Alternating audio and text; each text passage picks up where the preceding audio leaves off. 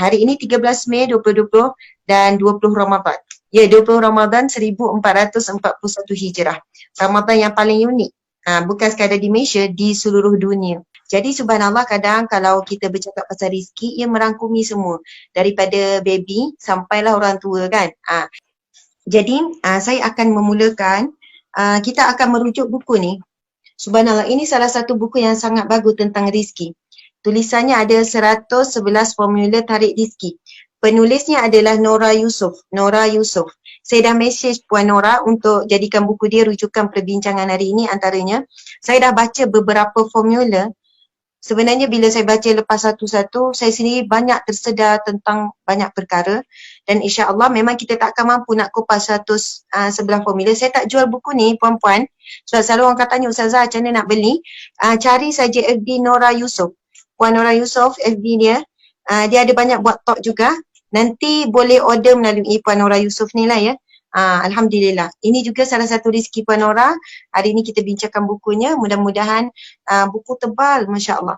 Ada 111 formula yang kecil-kecil, yang simple-simple. Bila saya baca satu-satu, saya tengok, ya Allah, rupanya muslimin muslimat sekalian, bila kita cakap tentang rezeki, subhanallah, perkara yang perlu kita sedar, Allah dah jamin rezeki kita. Dan kadang-kadang tanpa kita sedar, kita tersilap sebut begini. Kita kata, dah bukan rezeki, macam mana bukan rezeki, macam mana Allah belum beri rezeki, macam mana Allah dah tarik rezeki contoh. Sedangkan sebenarnya bila kita tengok dalam buku ni, contohnya kalau siapa ada rezeki beli nanti, sebenarnya yang menyebabkan rezeki kita tak sampai, tersekat, ataupun kita kebocoran rezeki, ataupun kehilangan rezeki, ia bukan kerana daripada Allah. Ia adalah kerana kita. Rezeki kita sempit kerana kita. Rezeki kita hilang kerana kita. Rezeki kita bocor kerana kita. Sebab itu awas kalau kita apabila berlaku keburukan, kita terus menyatakan dan menyalahkan Allah Subhanahu Wa Taala. Tapi bila kita dapat nikmat, kadang kita sandarkan pada diri kita. Kita terus cakap, ini Alhamdulillah hasil ikhtiar kami suami isteri bertahun-tahun. Contoh, Alhamdulillah saya amalkan sekian-sekian, rezeki jadi murah. Tapi bila kita ada masalah dengan rezeki, rezeki perlu diuruskan. Bila ada masalah dengan rezeki, kita terus sandarkan kepada Allah. Takdir Allah nak macam mana, Allah nak ambil, Allah ambil. Dah dialah yang menyempitkan, kita pun tak boleh nak lawan. Allah dah cakap kan, Allah akan menyempitkan rezeki kepada siapa yang dia mahu. Dan Allah berfirman ni, Allah akan melapangkan rezeki kepada siapa yang dia mahu. Dan Allah akan menyempitkan rezeki kepada yang dia mahu. Jadi tetapi, walaupun itu adalah kuasa Allah, ia bergantung kepada tindakan hamba. Masya Allah. Jadi saya kena baca. Tapi saya rasa untuk kali ini muslimat, saya hanya sempat baca formula yang pertama saja. Formula yang pertama. Tapi menariknya formula pertama ni, formula pertama yang Puan Nora kongsikan dalam buku ini, sebab saya dah baca sampai habis yang formula pertama, kita tak dapat nak baca. Tapi dia bermula dengan kisah ketika dia belajar di universiti. Masa saya baca, membuka banyak perkara dan membuka minda. Baru yang pertama. Ketika dia belajar di universiti, dia kata rezeki dia sangat murah. Rezeki dia sangat murah. Pada ketika dia belajar di universiti apa, saya lupa. Tapi masa tu, berapa tahun yang lepas, bagaimana dia kata rezeki dia murah dengan dia dapat tajaan, dia dapat allowance tambahan. Untuk satu semester, dia dapat lebih kurang 5,000 ke 6,000 macam tu lah. Dah lah dapat allowance sekian, dapat tambah allowance sekian pula, gini. Macam-macam. Okey, kemudian dia cerita ketika daripada dia sekolah menengah, lepas tu dia masuk universiti, mak dia pun sebut, Nora ni rezeki murah ni, rezeki murah. Dan dia kata rezeki dia murah ketika itu bukan hanya sekadar rezeki dari segi kewangan, tapi dia ada kawan-kawan yang baik, pensyarah pun baik, rezeki suasana yang baik. Dia rasa macam seronok sangat masa pada beberapa ketika dia jadi student. Okey, subhanallah. Namun keadaan tu mula berubah. Dan kita nak tahu kenapa berubah dan kenapa dia murah rezeki. Walaupun pelajar tak bekerja, tapi dapat beasiswa. Lepas tu dapat allowance tambahan beasiswa lagi. Macam-macam dapat.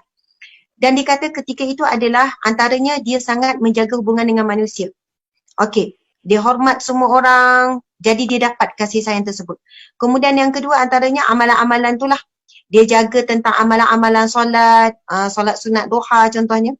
Kemudian yang paling utama adalah dia tak berhutang dengan sesiapa pun. Amalan tidak berhutang.